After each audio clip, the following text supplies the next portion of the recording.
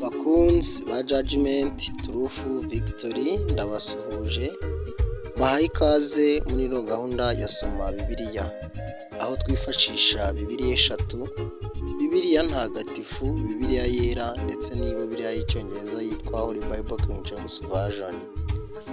Uyu munsi rero tukaba turi mu gitabo cy'intangiriro igice cya mbere ku murongo wa 27 muri ino gahunda ya Soma Bibiliya muhaye ikaze. Tangira igice cya mbere umurongo wa 27, nuko Imana irema umuntu mu ishusho ryayo, imurema mu ishusho ry'Imana, ibarema ari umugabo n'umugore. Ahangaha niko muri Bibiliya ntagatifu havuga.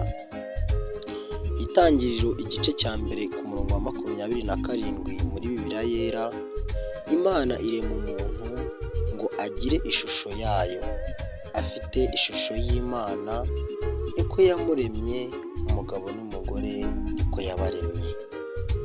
Imana irema umuntu ngo agire ishusho yayo, afite ishusho y'Imana, niko yamuremye, umugabo n'umugore niko yabaremye.